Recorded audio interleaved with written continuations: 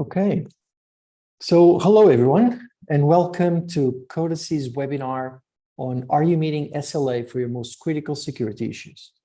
My name is João Rosario, and I'm COO at Codacy, and I'll be your host today. Now, let's look at the agenda. We'll start with the importance of identifying security issues. We all know that this is a critical step, but it's just the first step. We need to understand what comes next.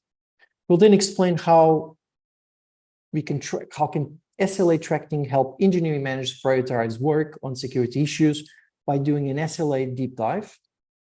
We will share best practices to shift left resolution of critical security issues and how to engage developers. And we'll end with a sneak peek at something we've been working on. You can post all your questions in the Q&A button at the bottom of your screen throughout Mike's presentation. And at the end of the presentation, we'll go through all of your questions. Now, let me introduce Mike. Mike is a Vice President of Product at Codacy. Mike's extensive track record in product development spans over 2 decades, during which he has forged successful partnerships with industry giants like Red Hat, Akamai, Veracode, and Zerto to pioneer cutting-edge products. His passion is to improve developers' experience, as demonstrated by his contribution to launching the CodeSec tooling at Contrast Security. Mike also maintains robust co-development partnerships with Amazon Web Services and Microsoft Azure to drive innovation in modern DevOps environments. He holds a master's degree in engineering and management, as well as a bachelor's degree in physics from MIT. We are exceptionally proud to have Mike with us and help us build the DevOps intelligence platform to code quality, Codacy coverage, Codacy Pulse. Without further delay, over to you, Mike. Thank you, João. And now I'm off mute, and also I'm very proud to be here and talk to all of you about one of my favorite topics, which is really on top of the mind of everybody, which is cybersecurity. In today's world, security is more important than ever. With the increasing number of cyber attacks, which have been happening all the time, and they're only increasing in 2023. It's essential that businesses take steps to protect their data and their system and their software. And look at the attacks which happened in less than, it's been 6 to 7 months that those attacks have happened. Uber, a significant player, another significant player in financial services, another significant player in the healthcare services.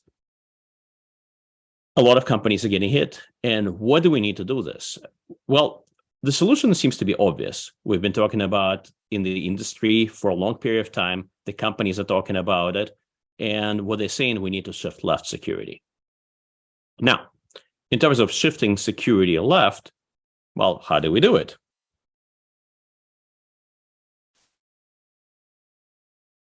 Yeah, in the olden days, we all used Google. And if you use Google, there's about 100 million matches of how to shift left. Shift left is very well defined. It's a security approach that integrates security in the software development process from the very beginning. It means that security is considered at every stage of the development process, from requirement guessing to testing to deployment. And the most important thing, the cybersecurity here with shift left focus on prevention of security issues from getting into production rather than addressing issues found in the production. Now, I did the Google search. Of course, I had to do the more modern way of approach here, which is the ChatGPT. And ChatGPT is very opinionated about shift left security. It says it's a great idea, gave me a list of many items, which is why shift left security is great. Now, it's not perfect. I asked it, what's the disadvantage of shift left security? And what GPT said, there are some disadvantages, but really there are numerous advantages. So really interesting what AI thinks about shifting security left. So now that shifting security left is so important, it allows us to early identify vulnerabilities. It is very effective because it fixes issues early in an item. It detects items. It improves time to market for the software. It creates better posture for the development teams. It trains development teams to not even create security issues or to repair them very quickly. Why are we still talking about it? Why is not everybody doing it? So we ran a survey with our base, and we asked them about cybersecurity, and we had some webinars, some sessions, some brainstorming sessions, and really cybersecurity and shift left approach to it is super, super easy. That's how easy it is. All you need 3 steps. Number 1 is you need to identify issues. The issues you would identify is you find the security posture of your components, you identify gaps, you document the way how you approach to the security strategies, you understand what your ecosystem is, what your infrastructure is, and how it can be breached. You understand the compliance certification requirements of your software. Then you train developers, you review practices, and that's half of the job. And the second half of the job is, of course, to run the tooling. There is plenty of automated tools available in the developer pipelines. If you run the tools very early, you get feedback immediately, and especially you get feedback in the pull requests, which means the code which is vulnerable does not even get merged into the main branches. So all you need to do is configure those tools, configure the gates on those tools, and if you do have issues identified by toolings, you fix them before merging a pull request. And then once you do that, you go to reporting. And of course, reporting is important for the compliance use case to demonstrate to the company, to demonstrate to regulators, or to the compliance departments that your tooling is safe. Now, that's idealized workflow. If it was that easy, everybody would be doing it. Obviously, it's not that easy. So we asked we asked our customers, we asked engineering managers, we asked security engineers, we asked just development engineers, what's not working? And the results were honestly shocking. A lot of engineers, a lot of engineering managers have experienced issues with code security, 79%. Now, we talked about detecting items in a pipeline and having results available there. And then more than half response say they don't see all the security issues, and especially all the critical security issues. So there's no access. Everybody says it's important. And half of people responded that the importance of it is 10 out of 10, the highest percentage. Not just important, it's like super, super, super important to identify it. And meanwhile, we don't seem to be doing it. We asked the engineers where you want to see it. And they said, yeah, the ideal thing works. If we could do it, put inside our Git provider, for example, GitHub or GitLab, put in every pull request, and that's where we as engineers can take the best care of the security issues and fix them. But they don't know how long it takes. 65% said they don't know how long it takes. 65% says they don't know how quickly they need to repair issues, especially critical security, critical severity bugs. And they don't know if they are meeting the SLAs that their industry, the compliance departments have imposed on them, or they're failing to fix items quickly enough. And last but not the least, it's super difficult to generate compliance reports. And that really shocked us. I said, all the tools are there. The data should be there. We live in the modern world where data is easily accessible. And people say it's very, very difficult. They use copy pasting. They generate things by hand. It's time consuming. It requires lots of source information. And I mean, we're talking about a public survey with a vendor, right? Where people go on the website and put feedback.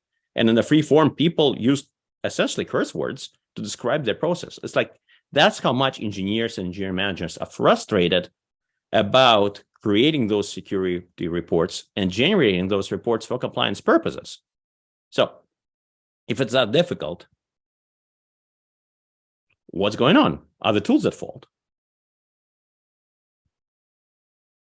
In a way, the tools seem to be doing okay. In most of the tools, there is a lot of options for developers. Here's one of our tools from Codacy. You can define gates, you can define security gate, and that security gate allows you to control, ability to merge a PR if you have a security issue. Other tooling is very well integrated in the developer workflow. Here's an example of SNCC being run when you build a container using Docker. Gives you vulnerabilities, it gives you the status of it.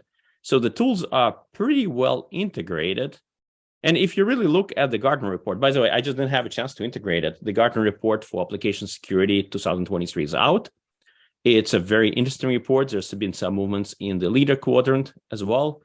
And one of the things that Gartner did is Gartner looked at developer engagement, developer involvement, and they scored a lot of companies on that Magic Quadrant high on the developer engagement. So the tools seem to have the information, but somehow we still cannot get to the perfect process. So, as I said, we had a chance to talk to the users, to talk to the customers, to talk to the engineers. And as we talk to them, we try to understand what the real world looks like and how to improve the real state of fixing security issues quickly, reliably in our platform. So there are a couple of blocks that we added. Number one is we added a prioritize block and assign and fix block. For the prioritize block, it's really easy to run the tools and to get information. But there are many cases that we discovered where the vulnerabilities don't get fixed early enough, where security issues may be identified, but they are either not soon enough or the urgency of the engineering process, the urgency of a business to build software, to ship it, supersedes the desire and ability to fix security issues.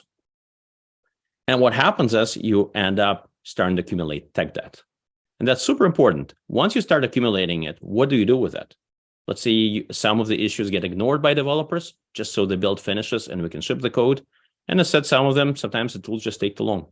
You run the tool later on and you find something a day later, potentially, or you find something in production. What's even worse, there's some tools which are in production. So if you have that information and you have those security issues which you didn't fix and you end up merging code with known security issues, either ignored or just open and unresolved, the next important step is to prioritize. So first of all, you need to consider vulnerabilities from multiple sources. And there are tools which aggregate certain analysis, but they're really not a perfect tool which does everything. So every one of our responders, all 85 of them, said they use multiple security tools in their chest box. There are tools which do static analysis, static security analysis, SCA, which is dependency checking. A lot of people do secret detection, which is one of their strongly recommended items to verify that your code does not ship with secrets. Since we're in the modern DevOps world, there's a lot of infrastructure code being generated, infrastructure as code rather, and those that code can be potentially vulnerable to violations of list privileges, where permissions, basically where some of the resources in DevOps are overly permissive. And last but not the least, many companies still run the production level pen testing or dynamic analysis on their production systems to identify the vulnerabilities which escape the first four methods. So once you have those tooling, you need to see those data. You need to aggregate it from multiple sources. You need to validate the false positives. Unfortunately, tools are still not perfect. There are false positives which pop up where tools may suspect something in the gray area. And if experienced security engineer looks at the code, they say this is not really vulnerable, this is not really exploitable security issue. So as such, developers need to be able to dismiss vulnerabilities and false alerts and to focus. And the focus is really important here, where a focus is, first of all, finding those most critical issues and being able to address them. But second is to make those trade-offs, because you're still trading off. And I could not underscore how passionate, especially engineers and engineering managers were about it. Says, look, sometimes we just need to ship stuff. We know we're taking a risk. We're going to let the security issue slide. We're going to let warning slide. We're going to override it. And we're going to ship the code, but we need to make sure that we prioritize it later and come back to it later. Now, if you do that, of course, you understand how exposed you are to those vulnerabilities, and then you have to track them. And when we track them, it's really important to track them with time. If it's critical vulnerabilities, make sure that they're exposed for less time in your systems. If they're less critical, maybe you have a little bit more time to fix them, and then making sure they don't languish. And then, once you have those vulnerabilities prioritized, you assign and fix them. So one of the things that we learned in our interviews with customers is that one thing is really missing from this picture, and probably the least obvious one is the SLAs. And what SLA does is SLA gives you a buffer between prioritization and gives development teams time that it takes to fix the issues.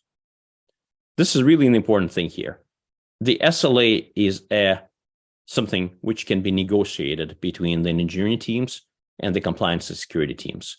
What it takes to fix issues, how long can those security issues, which we did miss by either accidentally or intentionally in our development process that we did end up merging the code, how long can we wait for those issues to be fixed?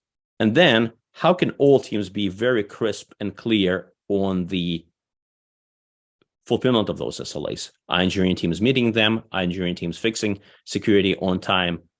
Are we really doing a good job prioritizing and addressing issues in a timely manner?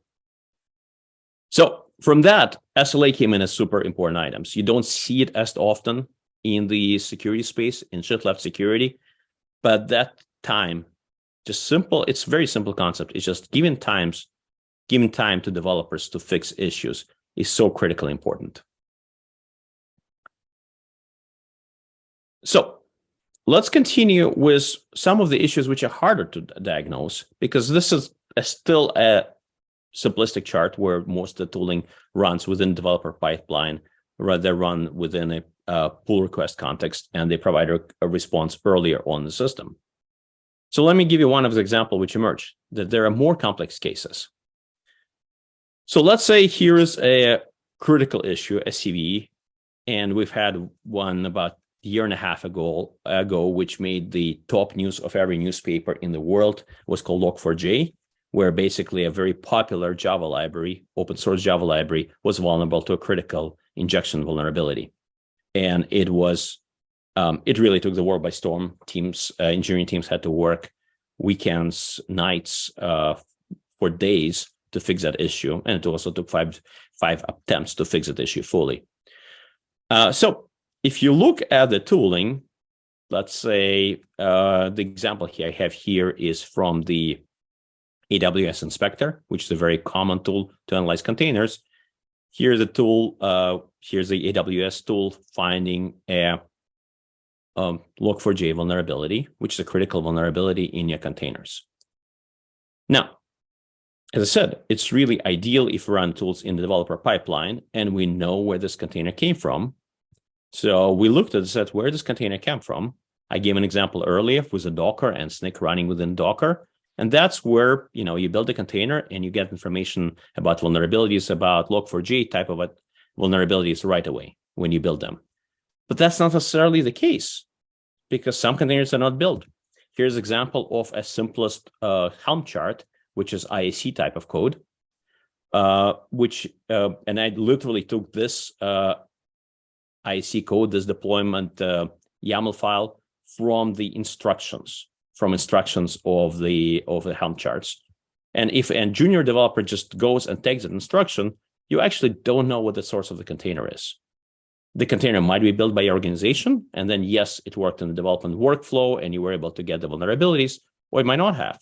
As an example here for Nginx, those containers are built somewhere else. They might be built by a vendor, they might be built by a Docker hub, and the container ecosystem just pulled them from third-party sources. So what that illustrates that for some of the IAC code issues, the security issues are complicated, cumbersome, and they're not that easy to identify in the shift left motion.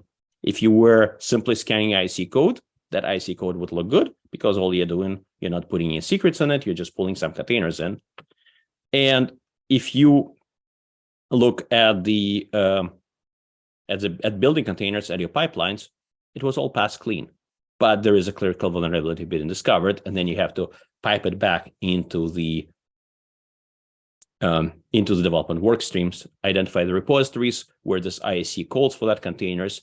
And basically, you have to do more analysis, more complexity, and you need the really skilled engineers to identify what the problems are. So that gets me to a summary on best practices. As we talked about it, there's really two big parts about best practices. Number one is what you do within the Git workflow. And those things start with ideal view of the security, where you run within the development process. The tools run automation. You run multiple type of tools as you need them. You cover all bases. You set up a policy in the Git workflow. And the most importantly, you create PR checks. Because once you have a PR checks, you really greatly decrease number of issues that will be injected or will be available in the production code. And in some of the cases, even if you override those issues, you're still aware of them because they were exposed very early. The other best practices is being aware of industry standards. And we asked about the industry standards in our survey. OWASP 10 came in as the top issue. It's a really great industry standard coming from a numerous, really best in the world security researchers who have compiled the standards and compiled the most common ways to protect the code. And then simple things in terms of creating automation and making it easy to generate reports to get visibility of what's fixed. Last but not the least, within development workflows is fixing issues. And we have a great opportunity here with AI. Obviously, ChatGPT is making the news right now, and Codacy is looking into how AI can help fix issues right within the developer workflow, right within the PRs. Now, that would be ideal workflow. There's things which still need to be done as best practices outside of the Git workflow. And those things include items which you may not have detected within the workflow. So a super important item is to have a complete aggregate view. Ability to handle complex situations, just like I would describe with the container scanning, where it's really an interplay between the code coming in from multiple sources and IAC code pulling a potentially vulnerable container from a system. And again, that was one of the examples. There are multiple cases where the complexity of the systems, complexity of the code is just higher than a more simplistic approach, which can be done within a PR view. Second part outside of the Git workflow is relentless prioritization. And that's really where you look at multiple factors and critically important, the SLAs, which go into fixing items and making sure that the engineering organization can communicate the SLAs and can fit the SLAs to fix the most critical issues. And last but not the least, developers and security champions. We didn't talk about it that much, but the security requires a certain culture. That's really out of scope my presentation, but that also came out from our survey. And I want to mention that having champions on security and having training for developers is also quite important. Let me just conclude quickly with a sneak preview of what we as Codacy is doing in this area. Based on a survey of our customers, what we've heard about is the simplest thing we can do and really valuable thing is create this aggregate dashboard. And that's what we have built. This is a beta version, really a preview of our security and risk dashboard, where the value we're providing right now is aggregating the issues, giving the view of all the issues found through different tools, through different types of analysis, and putting SLA, letting customers view SLA and view the compliance of SLA, whether the issues are past due or approaching their SLA deadlines on a single dashboard. So you can see the issues and address them in timely manner. We'll talk much more about the security and risk dashboards as this feature becomes available to wider audience. It's a very small private beta right now, but I'll be excited to come back to those sessions and provide more information there. With that, let me switch to our next session and back to Joao for our questions and answers. Thanks, Mike. That was great. Very, very, very insightful. I think it was brilliant, even with the sneak peek that you just gave. Very exciting times. So let's open the Q&A. Let's see if anyone has any questions. We'll just wait a couple of seconds, see if you have any questions, please just write them down. Now is the time to get these written down. Now we have an interesting one. Can we change the priority of the issues? Right now we can't. This is something that we are definitely looking for because that came in as one of the requests. And this kind of interesting question of who controls the priority of the issues? I think that's something we need to tackle before we can answer this question fully. We can argue that the tools control the priority and severity. We can argue that we need to, take tools as just an input and provide some kind of overrides for the tools. And keep in mind, there are multiple tools in play here, so the tools are opinionated and they have different approaches to what they call critical issues. Not, but in any case, once we aggregate it, yes, it's something that we are looking into as an area to expand, to be able to better controls and better aggregate of better control and better aggregate multiple issues that we see from multiple tools, and basically letting you control of what's truly critical issue and what's set for the SLA. A follow-up to this, Mike. What kind of issue this dashboard finds? Our vision is to find all kinds of issues. So I would say five types of issues that I mentioned are the SAST, SCA secrets, permissions, all this privilege, and the DAST issues. As I said, this is just a preview. We're not aggregating all the issues at once right now, but we're absolutely working on that. And as our product matures, we'll be sure to include more issues, or possibility to include more issues, and be able to display them. One thing I must note from a courtesy perspective, part of the feedback from our survey was people don't want more tools. There are a lot of tools available. Obviously, courtesy runs a number of tools which find security issues, but as I said, we were never the only one. There were multiple vendors, multiple tools coming in. So that's one of the areas we're going to look for in terms of showing the aggregate dashboards of tools that we run and tools which you might be running in your environment and other times or in other parts of the CI/CD system. A third one, how do you prioritize when everything seems like a priority? There is exactly the reason why I spent so much time talking about the SLAs. Yes, everything will seem as a priority. Everything will look like urgent issue if we cannot negotiate and set expectations.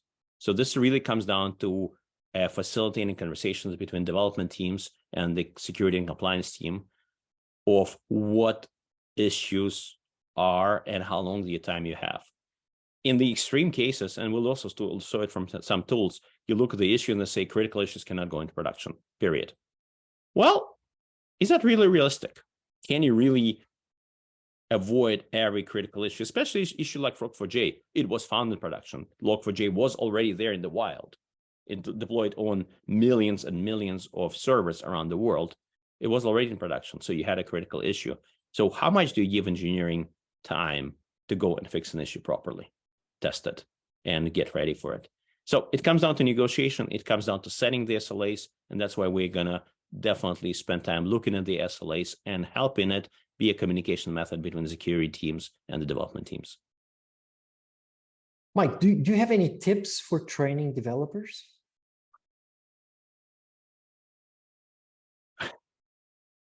That's a good question. There's a number of companies available which look at the areas of security training for developers. I'm not going to recommend one of them over the other just because I think they're all good, and they're definitely in the area where doing something is better than doing nothing. But I think that what's really important is to look at the culture of a company, have security champions in the organization who would kind of be closer than just training for developers, and ask those chief security champions what tools they recommend, what tools that they grew up with building it. And I think that's probably even a better way to train developers and to help them learn what your security champions do and be aligned with your security champions than my recommendation for a specific tool or specific vendor. But I can assure you, there's numerous vendors. They're quite, some of them are quite popular. Some have big names in it. So the security trainings are readily available in the market. That's great. We are out of questions at the moment. So We'll just wait a few more seconds for people to submit their final questions.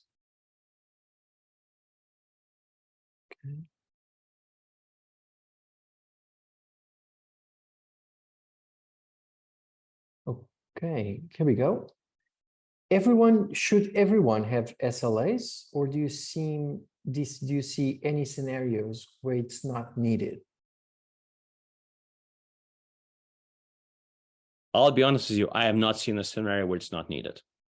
It would be awesome if we can fix everything perfectly and we have this ideal use case, ideal workflow, which I presented earlier. But the reality is, and you saw the survey from our results, the reality is messy. And having pre-agreed times, having those SLAs agreed upon with the organization, having a joint understanding what the SLAs are. And as I said, the main thing of SLAs is giving time to developers. So developers are not, don't feel like somebody's standing over the neck. They know how much time they have. And that lets developers do their job. And that also lets organization have understanding that the most critical issues will be fixed in time. Here's another one, Mike. Cybersecurity is a hard topic. You have to select some people very skilled in this topic. How to understand if they are skilled enough? Interesting question. The skill set comes in ultimately to risk management, risk identification.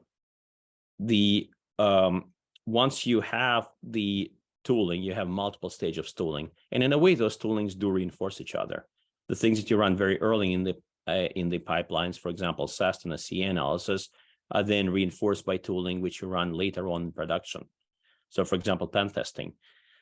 And as a best practice, you still need to run those late stages tooling to identify how security systems are, how it's working.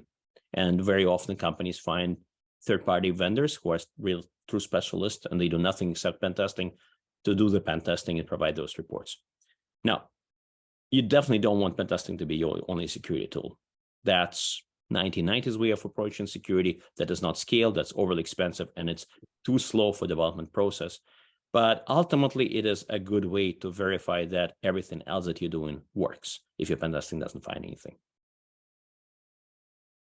That's good. So I think we're done here with Q&A. Yeah, and thank you so much for all of your questions. I think were very interesting. So we'd like to announce our next webinar with Circle CI, Codacy and Circle CI, where we'll be talking about code quality and CI/CD success. It will be on June 15th. And we'll have Kenrick Curtis, our Director of Technology here at Codacy, and Zen Markin, Senior Developer Advocate at Circle CI. Should you have any, you can join these webinars on Twitter or LinkedIn. And should you have any questions, please feel free to contact Mike or myself, or send us even a message. We'll be glad to chat with you. And, thank you so much. It's been a pleasure. Thank you, Mike. It's been fantastic. We'll speak to you all soon, and happy code reviews. Bye. Bye.